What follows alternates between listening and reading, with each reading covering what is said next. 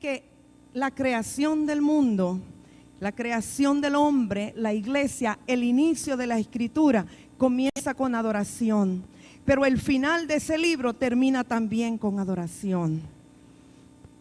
Quiere decir que es tan importante para Dios que el principio y el fin son adoración. Si usted lee conmigo, nada más para afirmar lo que estamos hablando, Job capítulo 38, verso 4, dice: ¿dónde estabas tú cuando yo fundaba la tierra? Házmelo saber si tienes inteligencia. ¿Quién ordenó sus medidas si lo sabes? ¿O quién extendió sobre ella cordel? ¿Sabes que están fundadas sus bases? ¿O quién puso su piedra angular cuando alababan todas las estrellas del alba y se regocijaban todos los hijos de Dios? Eso fue cuando fue hecha la creación. Pero cuando luego vamos al tiempo final, vemos que los 24 ancianos se postrarán y adorarán, y el eterno cántico del Cordero estará para siempre, y allí estaremos nosotros adorando al Señor. Pero este tiempo que tenemos aquí, 7 noches de adoración o 7 días de adoración, o 24 horas consecutivas de adoración, eso solo es una pequeña práctica para lo que vamos a estar haciendo allá, hermanos. En Dios todo es adoración. Sabemos que adoración, porque sé que aquí hay muchos profetas, sé que hay mucha gente que es adoradora y compenetrada con este tema. Sabemos que adoración, la palabra adoración se refiere básicamente a 3 áreas. Se refiere a obediencia, se refiere a servicio y se refiere a culto. Tiene que ver con esas 3 cosas. Y vamos a ver cómo en esta noche podemos cubrir por lo menos parcialmente esas 3 cosas. Me impresiona en Abraham. Abraham era un profeta. Y Abraham, que sabemos, ¿verdad?, que Dios le da la promesa de un hijo sobre el cual será multiplicada la descendencia.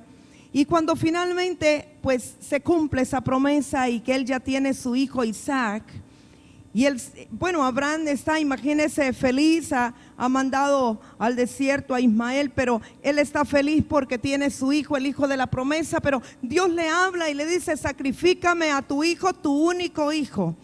Y algo que me llama mucho la atención, cuando Abraham va para sacrificar a Isaac allí en el monte Moriah, y dice la escritura que Isaac llevaba sobre su espalda la madera sobre la cual se haría el holocausto, y estaba listo el cuchillo y estaba todo listo para subir al monte y hacer el sacrificio, hacer el holocausto.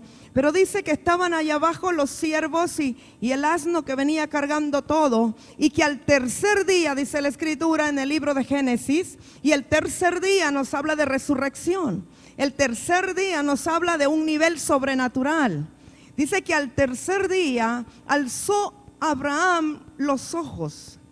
Y yo estoy segura y convencida que Abraham tuvo una revelación. Yo me pregunto, ¿qué miró Abraham? Si usted quiere puede buscarlo, Génesis 22. En el verso 3 dice: y Abraham se levantó muy de mañana y enalbardó su asno y tomó consigo 2 siervos suyos y a Isaac su hijo, y cortó leña para el holocausto, y se levantó y fue al lugar que Dios le dijo. Verso 4, al tercer día alzó Abraham sus ojos y vio el lugar de lejos. Yo no creo que Abraham vio Monte Moriah de lejos. Yo creo que él vio el lugar del trono de lejos. ¿Por qué le digo que vio el lugar del trono? Porque luego en el verso 5 dice: entonces dijo Abraham a sus siervos: esperad aquí con el asno, y yo y el muchacho iremos hasta allí y adoraremos y volveremos a vosotros. Abraham sabía que no iba a sacrificar a Isaac. Si él no hubiese tenido esa revelación, ni hubiera dicho y volveremos, hubiera dicho y volveré.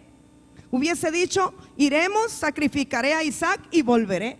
Pero en ese tercer día, él, al levantar sus ojos, tuvo una visión del trono, tuvo una revelación. Él supo que su hijo no sería sacrificado, que estaba siendo sacrificada su alma y su apego y su afecto natural. Pero él tuvo la revelación de aquel al cual él debía adorar, al cual él debía obedecer, y dijo: adoraremos los dos y volveremos con vida. Ahora yo le pregunto a usted, ¿qué día estamos viviendo? Estamos en el tercer día. Cada día es como 1000 años. Hemos entrado al tercer milenio. Estamos comenzando el tercer día. Estamos en el tiempo de alzar los ojos y que Dios está queriendo revelarse a su pueblo y revelar el trono y revelar su majestuosidad, revelar su santidad, revelar su imperio, revelar su hermosura, para que podamos con ojos espirituales verle y entonces adorarle y decir con certeza: iremos y adoraremos. Hermanos, nosotros tenemos el concepto erróneo, diría yo, de que debemos de empezar a adorar para que Dios se manifieste. Yo quiero establecer un fundamento esta noche. Primero Dios se manifiesta y entonces le adoramos. No podemos adorar lo que no se ha manifestado. No podemos adorar a alguien que no está presente. Adoramos a Dios cuando Él se ha manifestado. ¿Cómo se manifiesta? ¿Cómo es que se hace real o manifiesta la presencia de Dios? Todos nosotros que hemos creído que Jesucristo nos dio vida nueva, todos nosotros que hemos nacido de nuevo, todos nosotros que hemos recibido al Espíritu de Dios en nuestro espíritu, somos portadores de la presencia de Dios. Nosotros somos el estuche que porta la presencia de Dios. Nosotros somos, si usted quiere llamarlo, odres, o somos vasijas, somos portadores, somos los transportadores de la presencia de Dios. La presencia de Dios está en usted y está en mí. Y esa presencia de Dios que está en nosotros se llama Kabod. Y cuando la presencia de Dios, el Kabod de Dios, en una y otra persona, dos que están de acuerdo en unidad en el Espíritu, se unen, entonces esa gloria Kabod se convierte en la presencia manifestada de Dios, y es la Shekinah de Dios. Entonces es que Dios se manifiesta y se hace presente. Entonces es que podemos adorarle. Voy a ponerle a meditar en algo. Nosotros hemos enseñado muchas veces de que no debemos de tocar la gloria de Dios, que por eso Usa murió cuando iba a ser transportada el arca del pacto, que iba en un carruaje nuevo. La llevaban de casa de Obed-edom, y porque Usa quiso tocar el arca para que no se cayera cuando tropezaron los bueyes que llevaban el carro, el arca, entonces murió, decimos, porque tocó la gloria de Dios. ¿Ha pensado usted cuántas veces Usa había tocado esa arca para limpiarla todo el tiempo que había estado ahí? ¿Ha pensado que alguien tuvo que tocarla para subirla al carruaje? Lo que pasa es que estaba siendo manifestada la gloria Shekinah de Dios en el momento que Usa osó tocarla. Necesitamos discernir la diferencia. Nosotros somos portadores de la presencia de Dios, pero cuando dos o tres que estamos en unidad nos reunimos, Él se hace presente. Y necesitamos aprender a discernir cuando Él está presente. Porque cuando Él está presente, no hay quien pueda mantenerse en pie. Por eso nosotros vemos que cuando la presencia de Dios se manifestaba, los hombres, por grandotes y fuertes que fueran, tenían que postrarse y adorar. Porque no hay quien pueda estar presente, en pie, cuando está presente la presencia manifiesta de Dios. Y Dios quiere llenar su casa de esa gloria y esa presencia manifestada de Dios. No dice la Escritura que la gloria postrera será mayor que la primera. Nosotros sabemos que en el tabernáculo de David había adoración y había júbilo y había cántico y había lo que no se había visto en el tabernáculo de Moisés. Y cuando nosotros hablamos del tabernáculo de David, lamentablemente solamente lo circunscribimos a cantar cánticos de adoración. Pero la restauración del tabernáculo de David es más profundo que eso. Va más allá que eso. Tiene que ver con salvación, tiene que ver con restauración, tiene que ver con el sacrificio de Jesucristo y el injertar a los gentiles en el cuerpo. Vamos a ver un poquito Hechos 15.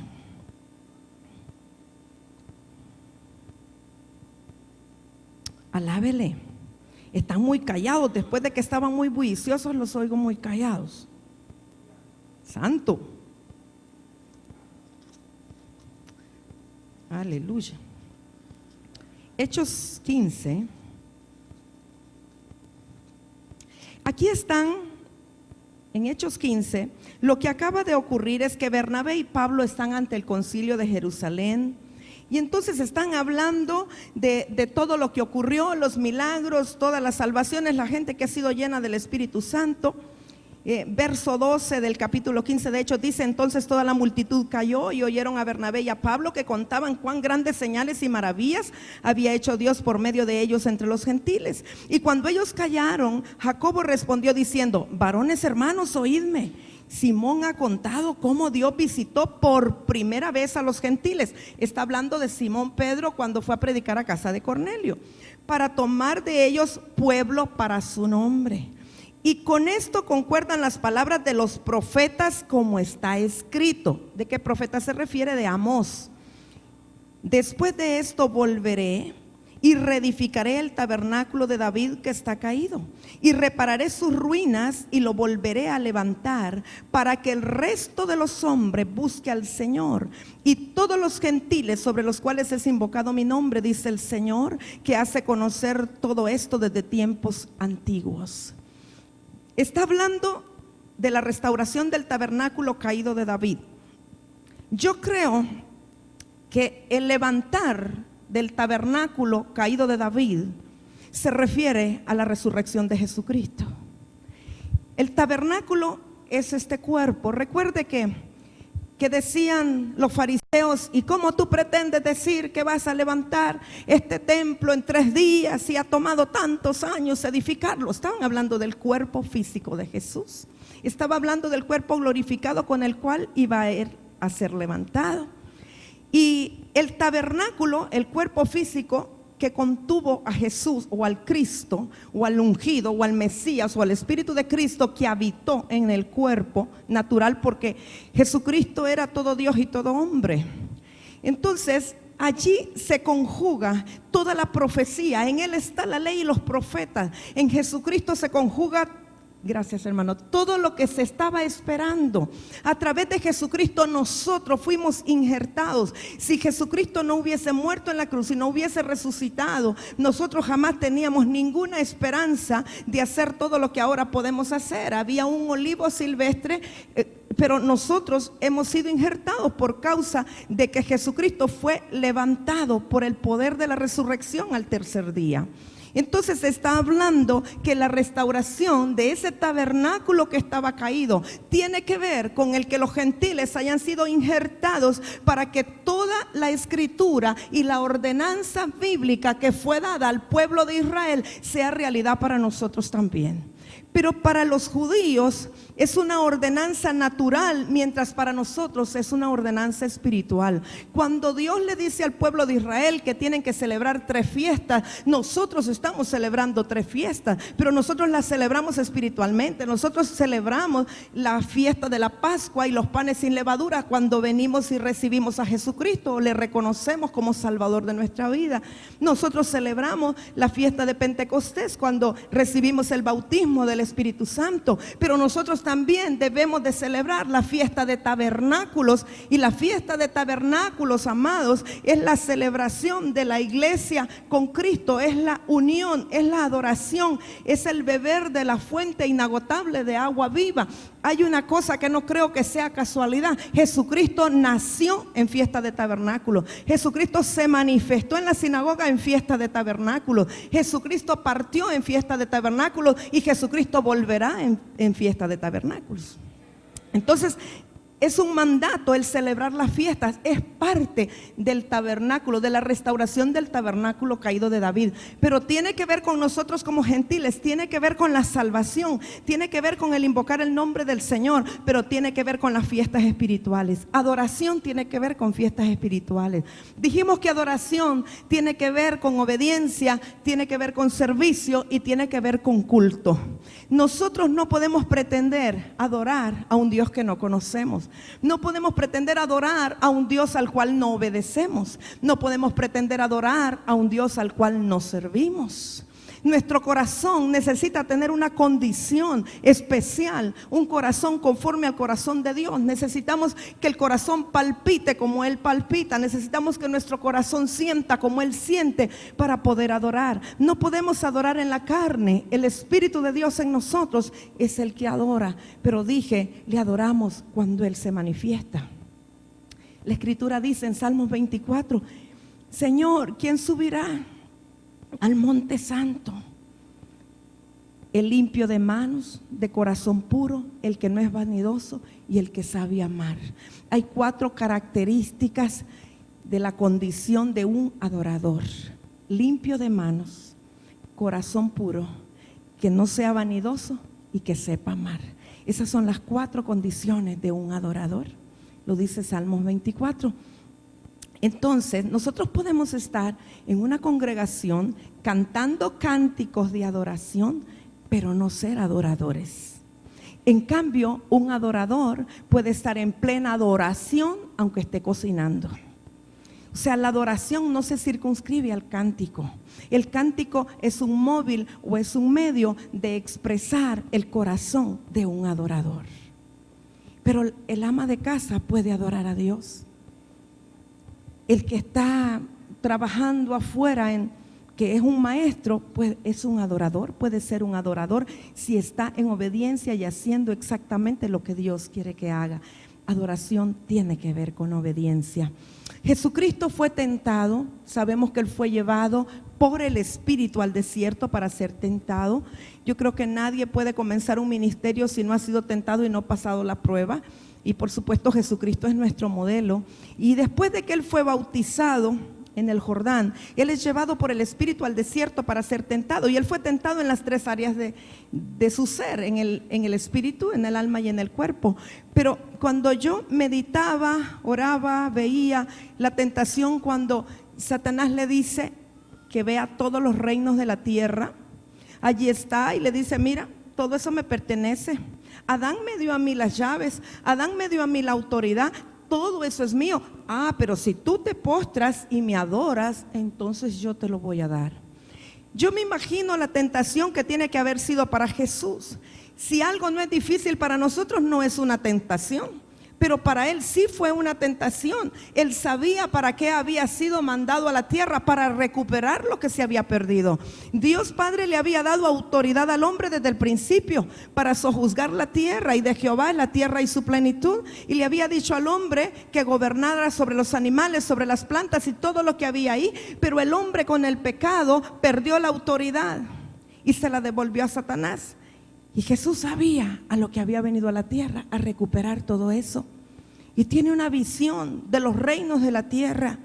Pero Él entendía muy bien, Jesucristo sabía muy bien que el propósito de Dios era que toda la tierra le adorara.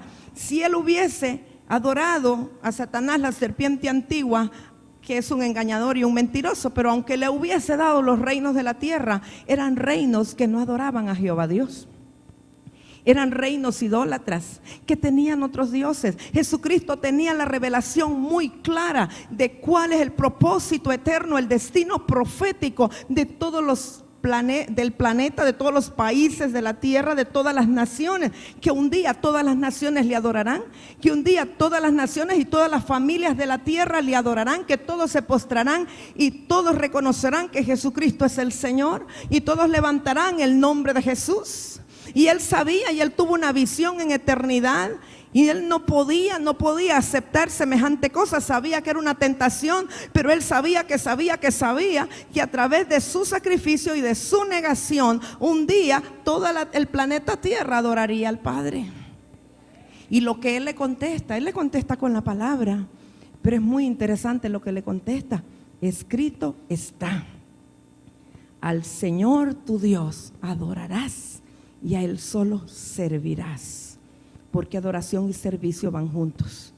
No podemos separarlo. No podemos servir a dos señores. No podemos servir a dos dioses. No podemos decir que adoramos a Dios y servimos al dinero, o servimos a la vanidad, o servimos a otra cosa.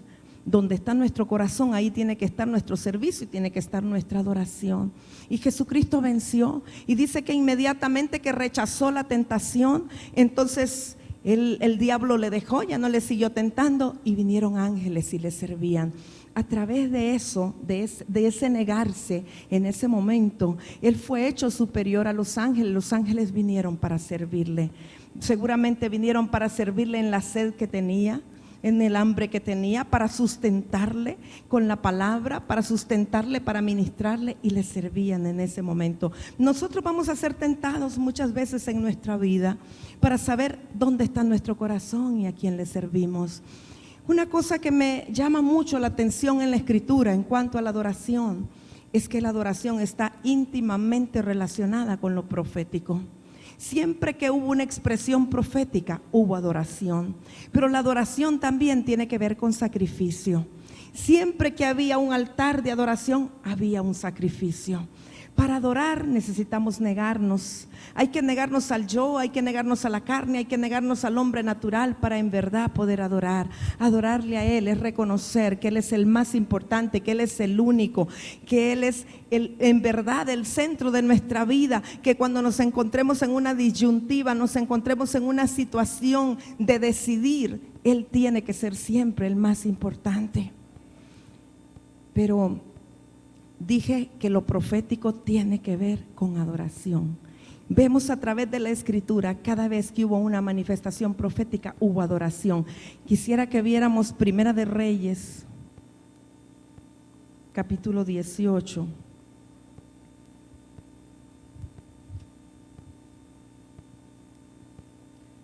Aquí el profeta Elías acababa de enfrentarse a los profetas de Baal. Se habían retado mutuamente, habían traído 2 bueyes, o habían despedazado uno para los profetas de Baal y otros para Elías, y dice: vamos a poner aquí la leña, vamos a poner los bueyes en pedazos, no pongamos fuego debajo y vamos a ver cuál de los 2 altares o cuál de los 2 holocaustos es el que en verdad se enciende para su Dios. Y dice que aquellos profetas de Baal gritaban y no pasaba nada, no respondía, y entonces Elías estaba burlando de ellos. Así es que le tocaba el turno a Elías para ver si su Dios respondía. Pero me llama mucho la atención en el verso 30 de Primera de Reyes 18. Entonces dijo Elías a todo el pueblo: acercaos a mí. Y todo el pueblo se le acercó, y mire lo que dice: y él arregló el altar de Jehová que estaba arruinado. Esto es muy importante. Elías estaba restaurando un altar. Elías arregló el altar de Jehová que estaba arruinado. Siempre que nosotros restauramos un altar de adoración, Dios va a responder. Siempre que nosotros actuamos como restauradores o reparadores de altares de adoración a Jehová, Él va a responder. Con esto me refiero a ciudades, me refiero a naciones donde se adoran otros dioses. Me refiero a ciudades donde se hacen cultos a Baal o se hacen celebraciones a santos, a vírgenes. Y siempre que nosotros somos usados como profetas, como Elías, para restaurar o arreglar un altar, Dios va a responder.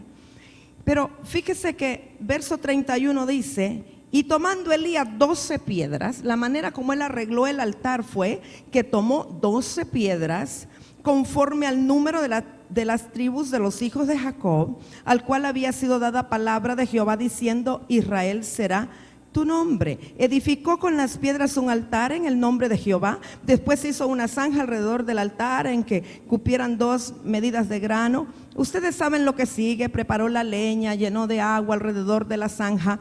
Pero ¿por qué tomó 12 piedras? 12 es número de gobierno. 12 es número apostólico.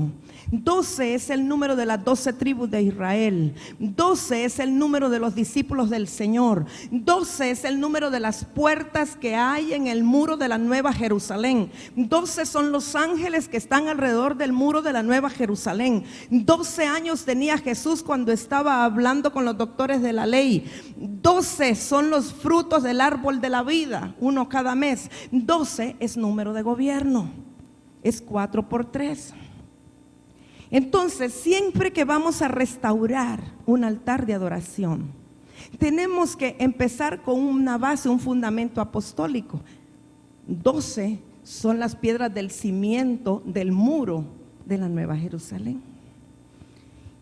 Tiene que haber un fundamento, tiene que haber un cimiento, tiene que haber una estructura divina, tiene que haber gobierno para que pueda haber una restauración de un altar de adoración. Estoy hablando proféticamente no solo de las 12 piedras que Elías puso, estoy hablando de restaurar un altar de adoración en una ciudad, en una congregación, en una nación. Tiene que haber un fundamento sobre el cual se restaure. Y lo que usó son piedras. Nosotros somos piedras vivas. Nosotros somos piedras vivas que juntos hacemos el templo del Señor. Y luego sabemos que Elías empezó a decirle al Señor que le respondiera. Verso 37 dice: respóndeme, Jehová, respóndeme, para que conozca este pueblo que tú, oh Jehová, eres el Dios, y que tú vuelves a ti el corazón de ellos. Sabemos que una particularidad de los profetas es que hacen volver el corazón de los hijos a los padres. Y a través de la unción profética, el Padre ministra al pueblo para que su corazón se vuelva a Dios. Aquel pueblo que ha estado descarrilado, aquel pueblo que ha estado en ocultismo, aquel pueblo que ha estado alejado de Dios, a través de la unción profética o de un profeta, he vuelto al Padre. El profeta es un restaurador. Eso es lo que Elías hizo: arreglar o restaurar el altar. Y entonces el verso 38 dice: entonces cayó fuego de Jehová y consumió el holocausto, la leña, las piedras y el polvo, y aún lamió el agua que estaba en la zanja. Viéndolo todo el pueblo se postraron y dijeron: Jehová es el Dios, Jehová es el Dios. Hermanos, se postraron no los que estaban de parte de Elías, se postraron todos, también los que adoraban a Baal, porque tuvieron que reconocer que Jehová era Dios. Siempre que un profeta interviene, cuando hay un acto profético, algo ocurre, que el corazón del pueblo se vuelve a Dios. Algo ocurre, que Dios se manifiesta al pueblo, y él respondió con fuego, y la gente tuvo que reconocer que era Dios quien se estaba manifestando. Y aún los profetas de Baal tuvieron que postrarse y adorar. Hubo una respuesta de Dios, hubo una manifestación de Dios, hubo presencia de Dios en ese momento a través de fuego. Dios puede responder como Él quiera, pero en este momento Él respondió con fuego sobre el altar para consumir el holocausto. Pero ese fuego era la presencia tangible de Dios en medio de ellos. Y dije que cuando está la presencia tangible de Dios, manifiesta de Dios, lo menos que podemos hacer es postrarnos y adorar. Esta gente tuvo que postrarse, tuvo que reconocer, porque el postrarse es una manera física de decir: reconozco que ese es el Dios, reconozco que este es el que reina, reconozco que ese es el que tiene todo poder. Y entonces, después de este acto profético y de arreglar el altar, y que hubo presencia de Dios, hubo adoración. Vemos nosotros, lo dijimos cuando Jesús está siendo tentado por Satanás, habla de adoración, pero también en Juan 4 conocemos muchos lo que pasó entre Jesús y la samaritana. Vamos a parafrasearlo. Está Jesús en el pozo de Jacob. Dice que le era necesario pasar por ahí. Nosotros vemos que geográficamente no era necesario pasar por Sicar, por el pozo de Jacob, para ir donde Jesús iba. Le era necesario en el sentido que tenía una cita divina con esa mujer. Jesús sabía que se iba a encontrar con esta mujer, y para él era muy importante, porque a través del testimonio de esta mujer muchos gentiles iban a ser injertados. Y entonces él está ahí sentado en el pozo de Jacob. La mujer llega a una hora que las mujeres no llegan a buscar agua al pozo. Era un tiempo del mediodía, era la hora sexta, más o menos las 12 del día. Las mujeres iban a buscar agua al pozo en la mañana o en la tarde, pero nunca iban a mediodía, porque esta era una mujer rechazada, era una mujer en pecado, una mujer que estaba en adulterio, que había tenido 5 maridos, actualmente estaba con un marido que era ajeno.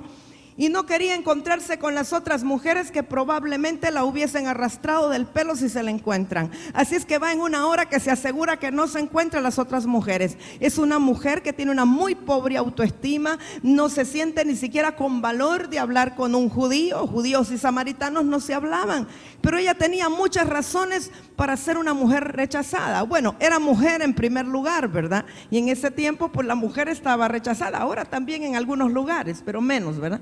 Entonces era mujer, era samaritana y además era adúltera. Pero ella tiene una conversación con Jesús. Y a mí lo que me llama la atención, que siendo samaritana, no conociendo probablemente la Torá o las escrituras como los judíos conocían, ella supo discernir que aquel era el Mesías. Y comienzan a platicar, y cuando el Señor Jesús le dice, ve y llama a tu marido, y ella le dice, no, si no tengo marido, y él le dice, 5 has tenido, el que ahora tienes no es tu marido. Ella se da cuenta que él es un profeta, ella sabe discernir a un profeta y le dice, me parece que tú eres profeta.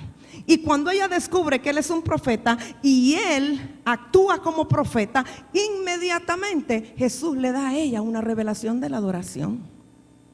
Ella empieza, cuando se da cuenta que él es el profeta, ella le toca el tema de la adoración y le dice, nuestros padres, Abraham, Isaac, Jacob, todos ellos adoraban allá en Monte Moriah. ¿Y cómo es que los judíos de hoy día dicen que es en Jerusalén que hay que adorar?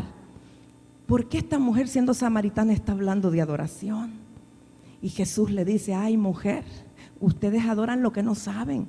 Nosotros adoramos lo que sabemos porque la salvación viene de los judíos, viene a través de Judá, del linaje de Judá en Jesús. Dice, pero la hora viene en que los verdaderos adoradores ya no van a adorar ni en Moriah, ni en Jerusalén, ni en una iglesia de 4 paredes, no van a adorar enfrente de un altar ni donde esté el arca del pacto, sino que van a adorar en espíritu y en verdad, porque aquí va a venir a morar aquel que merece ser adorado. Y Jesús le revela a esta mujer el misterio de la adoración en el espíritu, pero lo hace como profeta. Cuando ella descubre que él es un profeta, viene la revelación de la adoración. Me llama la atención algo. Pablo, en 1 Corintios 14, verso 23, Pablo está enseñando a la iglesia de Corintios sobre los dones espirituales.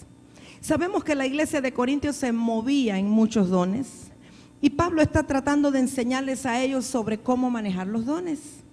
Y allí, 1 Corintios 14, verso 23 le dice, si pues toda la iglesia se reúne en un solo lugar y todos hablan en lenguas y entran indoctos o incrédulos, no dirán que estáis locos. Pero fíjese el verso 24, pero si todos profetizan y entra algún incrédulo o indocto, por todos es convencido, por todos es juzgado. Está hablando de profecía.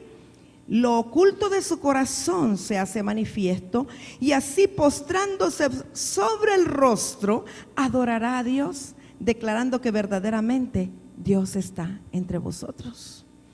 Qué tremendo. Pablo está sentando un fundamento de que cuando fluyen los profetas en una congregación y a través de los dones de revelación pueden ver lo que está en el corazón de los hombres, así como Jesús, que dice que Jesús conocía el corazón de las personas. Que entonces cuando estos profetas o los que se mueven bajo la unción profética por los dones de revelación puedan conocer el corazón de la gente y comiencen a declarar las cosas, esta gente va a tener que ser convencida y van a decir definitivamente Dios está aquí.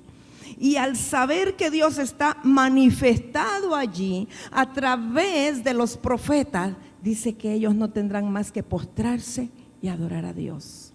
Le he dado 3 ejemplos por lo menos de cuando lo profético se manifiesta, la adoración surge. Si nosotros entendemos esto, entonces yo creo que hablándole aquí a una iglesia que es profética, y yo creo que todos los que están aquí, porque creen en la adoración, tienen que creer en lo profético también. Quiere decir que cuando nosotros fluimos en lo profético, podemos abrir los cielos y podemos provocar la adoración. Podemos provocar que Dios descienda, que el corazón de Dios se vuelva a los hijos, que el corazón de los hijos se vuelva al Padre y que entonces adoremos. ¿Cuál es la importancia de adorar? ¿Qué es lo que hace la adoración? Hermanos, la adoración y la obediencia de un hijo hace que los cielos se abran sobre un lugar. Siempre que hubo alguien en obediencia, los cielos se abrieron. Los cielos se abrieron para Ezequiel. Los cielos se abrieron para Elías. Por la palabra de Elías se abrieron los cielos para que viniera lluvia y se abrieron los cielos para que viniera fuego. Cuando Jesús es bautizado en el Jordán, los cielos se abren. La voz de Dios viene, el Espíritu Santo desciende en forma como de paloma sobre Jesús. Y la voz de Dios que dice: mi hijo amado en quien tengo complacencia. Esteban era varón lleno de gracia y de verdad. Y cuando están apedreando a Esteban, que fue sacrificado, fue lapidado, dice que él alzó los ojos igual que los alzó Abraham. Y yo estoy segura que Esteban tuvo una visión del trono. Esteban, usted se imagina que le están tirando piedras, está a punto de morir y él no se queja, no dice ay, no dice nada, está sangrando, siguen arremetiendo contra él con piedras y él lo que hace es que levanta los ojos al cielo y dice que también vino la voz de Dios. Y Esteban lo único que dice es que no se les tome en cuenta su pecado. Estoy segura que Esteban era un profeta y estoy segura que Esteban tocó el corazón de Dios y estoy segura que Esteban tuvo una revelación del trono y en ese momento él adoró para no sentir lo que estaba pasando en su cuerpo físico. Cuando nosotros adoramos, cuando levantamos los ojos a Dios, cuando podemos verlo a Él y no las circunstancias, es la única manera como podemos hacer sacrificios sin que el dolor sea más fuerte que la presencia de Dios. Cuando la presencia de Dios está y nuestros ojos y nuestro corazón están centrados en Él, todo lo demás carece de importancia. Todo lo demás pasa a ser nada, hermanos. Hermana amada, si usted dice: es que viera a mi esposo cómo me maltrata, adore. Desate la presencia de Dios, júntese con otros dos que sean portadores de la presencia de Dios, que se manifiesta la presencia de Dios y adore. Cuando usted adore, cuando su corazón esté centrado en el Señor, usted va a perder conciencia de las dificultades de su alrededor. Cuando los cielos se abren, hermanos, se abren para una ciudad. Un grupo de adoradores puede cambiar la circunstancia y la situación de toda una ciudad. Una tribu de adoradores, un grupo de adoradores puede cambiar el aire, el ambiente espiritual de toda una ciudad. Por eso es importante que se levante la adoración en medio nuestro. Hermanos, hay un cielo que es el que está encima de nosotros. El cielo, primer cielo que nos oprime, pero después de ese está el segundo cielo, donde son las batallas espirituales con espíritus inmundos, potestades, principados. Pero luego está el tercer cielo, que es donde está el trono de Dios. Estoy hablando espiritualmente. Ahí está el trono de Dios, sus ángeles, querubines, serafines, todo el ejército de los cielos. Cuando nosotros podemos atraer la presencia de Dios y adorar al que vive, entonces nuestra adoración traspasa el primero y el segundo cielo, llega hasta el trono, y entonces todo lo que está en el segundo cielo tiene que hacerse a un lado, un hueco tiene que abrirse y Dios tiene que descender. Aleluya. Oh santo. ¿Sabe que el corazón de un adorador hace que el diablo huya? El corazón de un adorador mueve la mano de Dios, mueve el corazón de Dios, mueve el corazón de Dios. Y cuando el corazón de Dios está en favor de una ciudad, en favor de un lugar, de un pueblo, tenga la seguridad que ese lugar será transformado. Dios está buscando adoradores. Si Él sigue buscándolos es porque no los ha encontrado. Pero dice que la hora viene y la hora es ya. Yo creo que estamos entrando en un tiempo profético, en una dimensión especial. Estamos entrando en un día especial en donde Dios está encontrando los adoradores con un corazón conforme al corazón de Dios. Está encontrando adoradores que conocen el poder de la resurrección, adoradores que conocen el poder de que su voz sea levantada para exaltar al potencial que vive, adoradores que conocen la dinamita y el potencial que tienen dentro de ellos, adoradores que saben que tienen o que tenemos una responsabilidad para cambiar las circunstancias de nuestra ciudad. Oh Dios, ¿sabe qué, hermanos? Yo creo en la guerra espiritual. Somos guerreros, somos bien aguerridos, pero yo creo que el reloj de Dios está dando un giro y estamos tornándonos cada vez menos en guerra y más en adoración.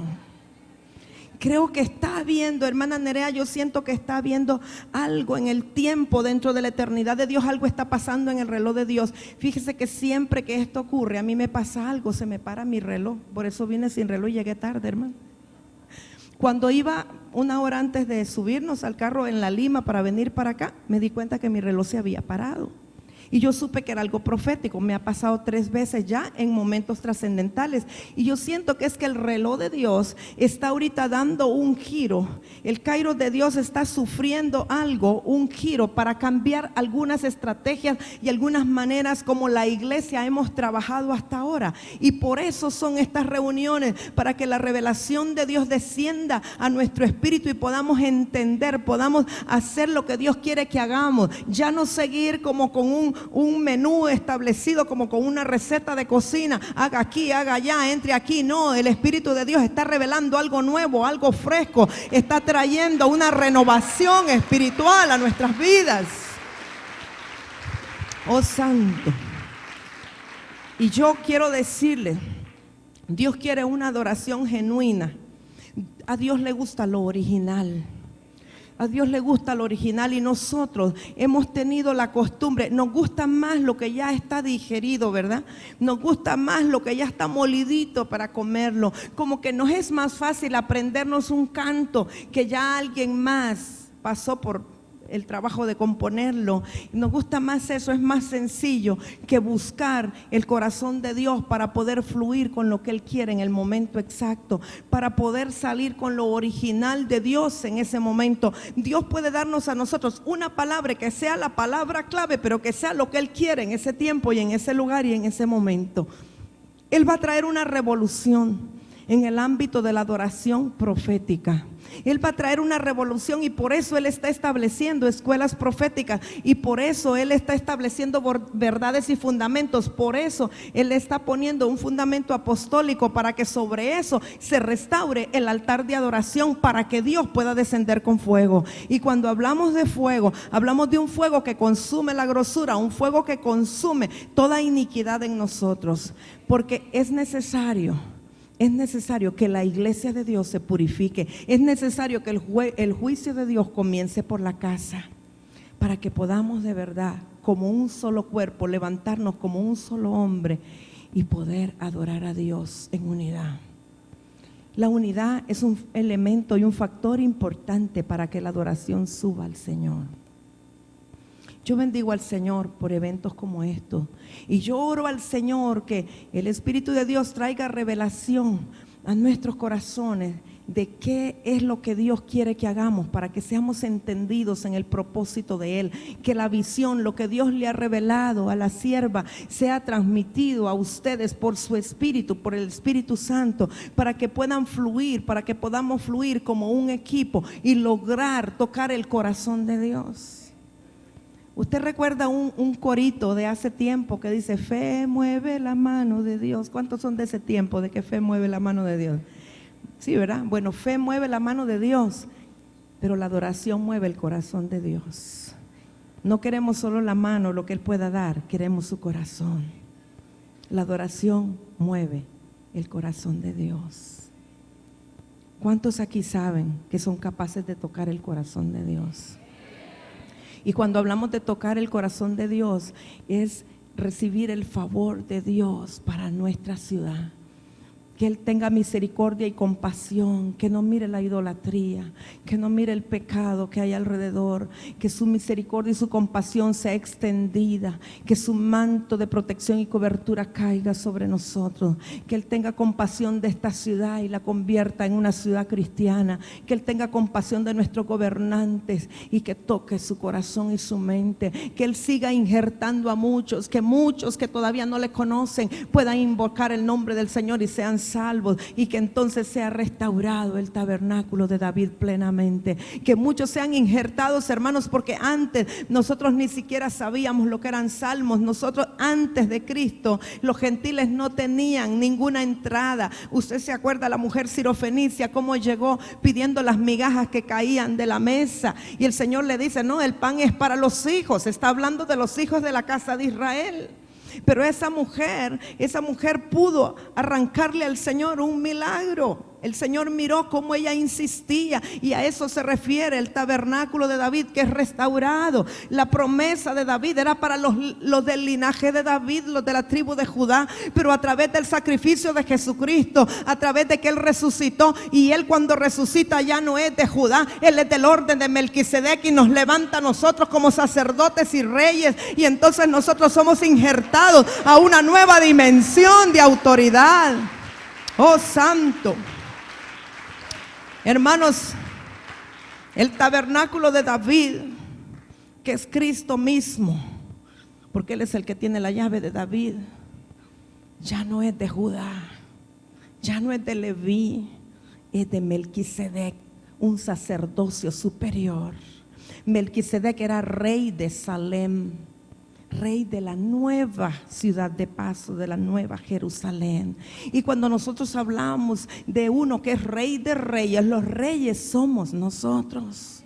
No está hablando solamente del rey de España, del rey de Austria. Está hablando de los reyes que nosotros fuimos injertados por Él, y somos también del linaje de Melquisedec. Pero Él es nuestro rey, superior a nosotros, pero por la resurrección de Él, porque Él fue levantado al tercer día. Por eso nosotros ahora podemos adorarle. Por eso, porque el velo fue rasgado en dos, ahora nosotros tenemos acceso a su presencia. Antes no podíamos. Antes el sumo sacerdote, que tenía que ser de Leví, tenía que ser judío, entraba una vez al año y tenía acceso al arca del pacto y a su presencia. Pero por causa de que ese tabernáculo fue levantado de entre los muertos por el poder de la resurrección en el tercer día, nosotros ahora somos injertados. Ahora tenemos la bendición y el privilegio de poder disfrutar de su presencia, y nadie puede decirnos que somos inferiores. No hay judío ni griego, ya no hay varón ni mujer, ni esclavo ni libre. Tenemos acceso al trono de Dios, tenemos acceso libre y podemos adorarle con libertad. Oh, santo. Qué bendición, hermanos, que nosotros pudiéramos de verdad valorar lo que significó para nosotros, los que antes éramos gentiles, extranjeros y advenedizos, lo que significó el sacrificio de Jesús en la cruz. Es poderoso lo que podemos lograr. Ya Él no hace diferencia. Cuando el Padre nos ve, Él no ve a un judío ni a un hondureño, no ve la diferencia, nos ve cubiertos de la sangre de su Hijo. Siempre que nosotros vayamos a restaurar un altar, Él responderá con fuego. Yo quiero preguntarte, sin que me tengas que responder, ¿cómo está tu altar de adoración personal? Porque no podemos pretender levantar el altar de adoración de la congregación ni de la ciudad si nuestro altar personal está caído. ¿Cómo está el fundamento? ¿Cómo están los cimientos? ¿Estará arruinado como aquel altar que Elías encontró? ¿Cómo estará tu altar? Si tú quieres levantar a Él un altar de adoración esta noche, puedes tener la seguridad que Él responderá con fuego. Yo sé que la presencia de Dios está aquí esta noche para hacer cosas nuevas, para hacer algo nuevo en nuestra vida, en nuestro interior, para quemar la grosura de nuestra alma, aquello que nos impide adorarle, porque muchas veces quizá cerramos nuestros ojos y cantamos, pero quizá no estamos adorándole, porque hay tiniebla y hay grosura que nos impide tener esa comunión con Él. ¿Qué te estorba esta noche? Un resentimiento. ¿Qué estorba tu vida de adoración? Falta de perdón, mentira, desobediencia. ¿Qué te estorba? Yo quiero invitarte esta noche a que levantemos un altar de adoración, sabiendo que Él responderá con fuego.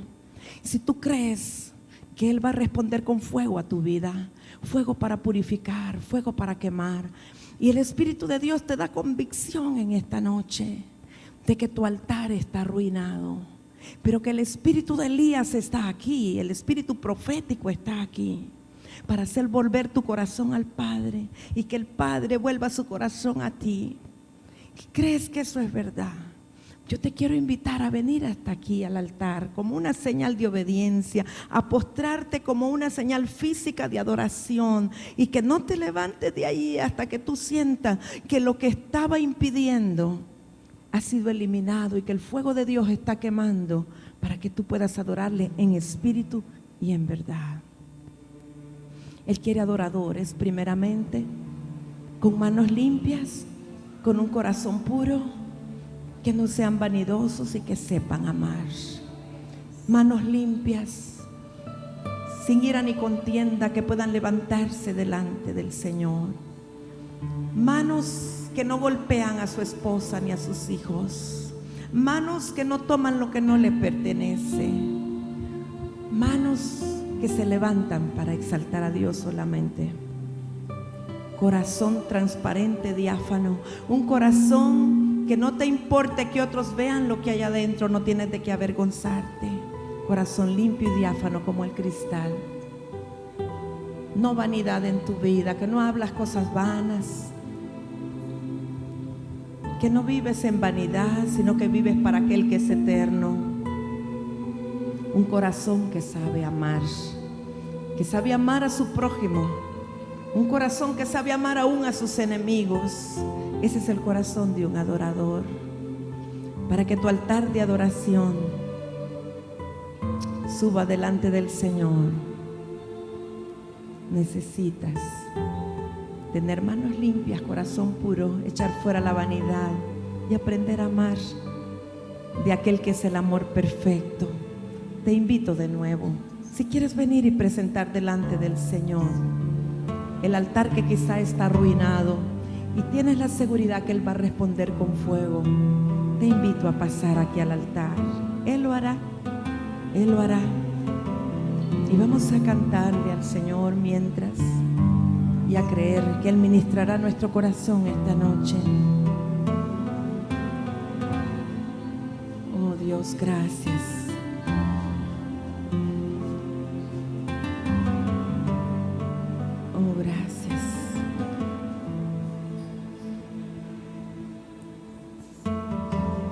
Gracias, Señor. Cuántos altares, mira, Señor. Altares que están arruinados, pero que el Espíritu de Elías está aquí para empezar a ordenar los altares, para arreglar el altar de adoración, creyendo que tú responderás con fuego, Señor, esta noche. Oh, Señor, tu fuego quema.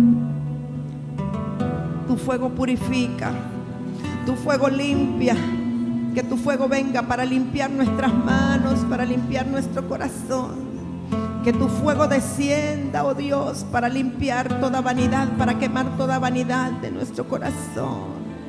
Descienda tu fuego esta noche sobre los altares que están aquí, Señor. Somos piedras vivas delante de ti.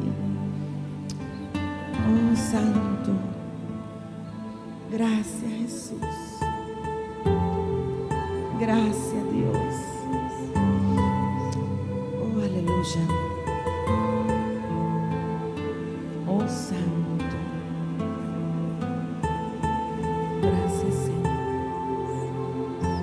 escudriña nuestros corazones, Dios.